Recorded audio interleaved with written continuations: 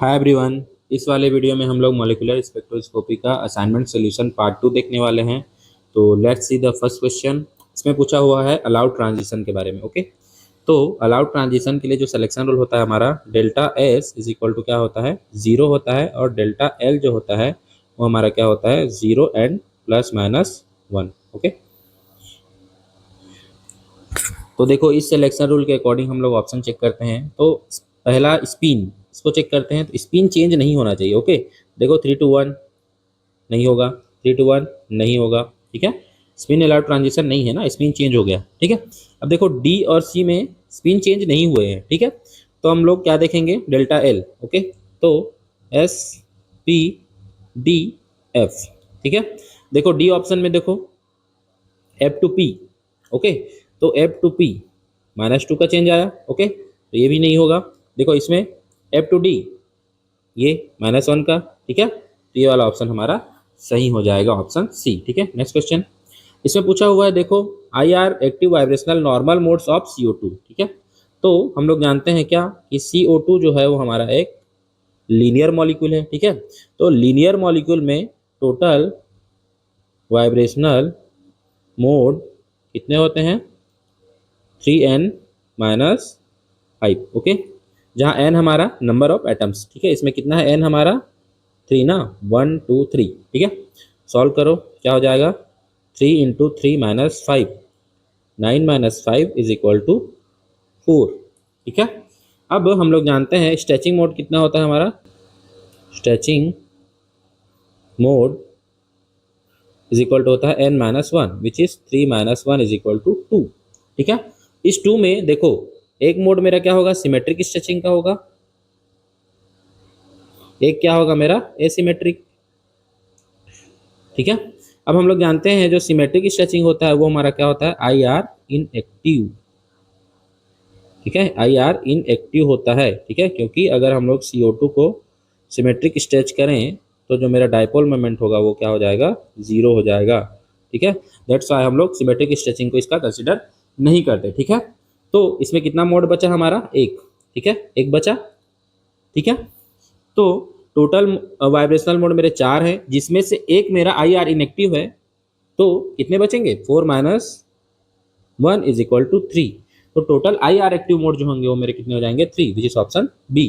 ठीक है, next question देखो, फ्रैंक कॉन्डन प्रिंसिपल क्या बोलता है, इलेक्ट्रॉनिक ट्रांजिशन के बारे में बताता है। ठीक है, नेक्स्ट क्वेश्चन देखो, ये वाला क्वेश्चन क्या पूछा हुआ है कि absorption of what type of electromagnetic radiation results in ionization, मतलब किस टाइप का जो इलेक्ट्रोमैग्नेटिक रेडिएशन होता है वो हमारा आयनाइजेशन करवा सकता है। ठीक है, तो हमारा ऑप्शन बी, एक्सरे होता है। ठीक है, माइक्रोवेव क्या कराता है हमारा, ओरिएंटेशन को चेंज करता है। ठीक है, मॉलिक्यूल के ये क्या होता है, वाइब्रेशन कराता है। ये क्या होता है, स्पिन चेंज कराता है। ठीक है, तो ठीक है, नेक्स्ट क्वेश्चन देखो, इस वाले क्वेश्चन में क्या हुआ है, आई आर एक्टिविटी के रिगार्डिंग स्टेटमेंट दिया हुआ है। ठीक है, तो क्या होता है हमारा I R active molecule, D by D X is not equal to 0। ठीक है, समझे, तो dipole moment must change during the vibration. ठीक है, ऑप्शन बी। ठीक है, नेक्स्ट क्वेश्चन देखो, इस वाले क्वेश्चन में क्या पूछा हुआ है, the number of fundamental vibrational line of O2। ठीक है, O2 का स्ट्रक्चर बनाओ, O2। ठीक है, क्या होता है, ये लीनियर मॉलिक्यूल है। ओके, तो क्या हो जाएगा, vibrational mode equal to 3n - 5, 2 atom है, 3 × 2 - 5। ठीक है, 6 - 5 इज इक्वल टू 1।